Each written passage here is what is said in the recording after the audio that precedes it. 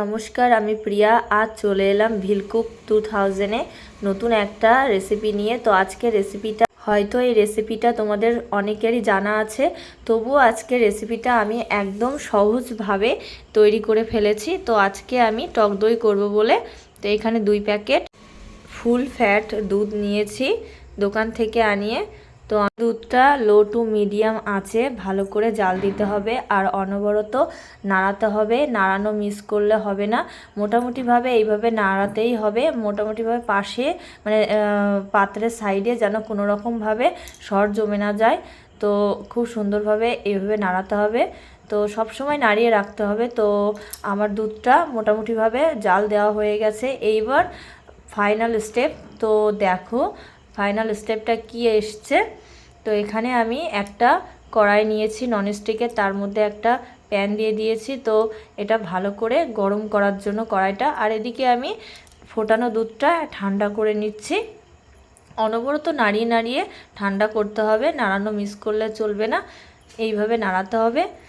তো আমার এই রেসিপিটা যদি তোমাদের ভালো লাগে অবশ্যই লাইক, কমেন্ট, শেয়ার, সাবস্ক্রাইব করে দিও। তো আগে থেকে এখানে টক দইটা আমি ছাঁকনিতে রেখে দিয়েছি যাতে টক দইয়ের বাড়তি যে জলটা থাকে ওই জলটা বেরিয়ে যায়। তো এখন জলটা বেরিয়ে গেছে, আমি চামচের সাহায্যে ভালো করে ফেটিয়ে নিয়েছি টক দইটা। আর এখানে আমি একটা পাত্র নিয়েছি, প্লাস্টিকের পাত্র, তো সেটাই ভালো করে টক দই মাখিয়ে নিচ্ছি। তো আমার টক দই মাখানো হয়ে গেছে। আমি ওই টক দইয়ের বাটিতে আস্তে আস্তে এক এক চামচ করে দুধ দেব আর ভালো করে নাড়াতে থাকবো। তো এখানে পরপর 2 চামচ দিয়ে দিচ্ছি আর এটা 3 চামচ দিলাম, ঠিক আছে। তো আমি এখানে অল্প অল্প করে দুধ দিয়ে ভালো করে নাড়িয়ে নেওয়ার পরে আমি সম্পূর্ণ দইটা দুধের মধ্যে অ্যাড করলাম। তারপর এইভাবে নাড়াতে হবে আস্তে আস্তে। আর এমন পর্যায়ে টক দইটা দিতে হবে যাতে নিজের একটা আঙুল মানে ডুবিয়ে রাখতে পারো, সেই রকম একটা গরম পর্যায়ে টক দইটা মেশাতে হবে, নাহলে ভালো করে বসবে না টক দইটা। তো আমি এই রকম একটা পাত্রে দুধটা ঢেলে নিয়েছি। তো দেখো এবার আমার কড়াইটা গরম হয়ে গেছে আর এখানে আমি গ্যাসের চুলাটা বন্ধ করে দিয়েছি। তো কড়াইটা গরম হয়ে যাওয়ার পরে আমি এর স্ট্যান্ডের উপরে আমি বসিয়ে দেবো প্লাস্টিকের পাত্রটা।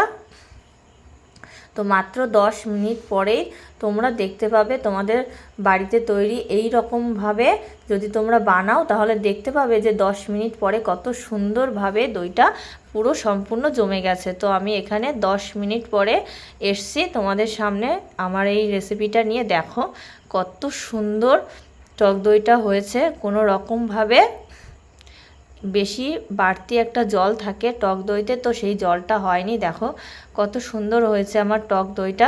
দই মানেই ফ্রিজে রেখে ঠান্ডা করে খেলে খুবই স্বাদ পাওয়া যায়। তো আমি ফ্রিজে রেখেছিলাম। তো এইবার আমি দেখো চামচ দিয়ে কেটে কেটে নিচ্ছি, কত সুন্দর হয়েছে। এই রকম পারফেক্ট টক দই বানাতে আমার এই রেসিপিটা অবশ্যই ফলো করো। আর ভিডিওটি দেখার জন্য অনেক অনেক ধন্যবাদ রইল সবাইকে।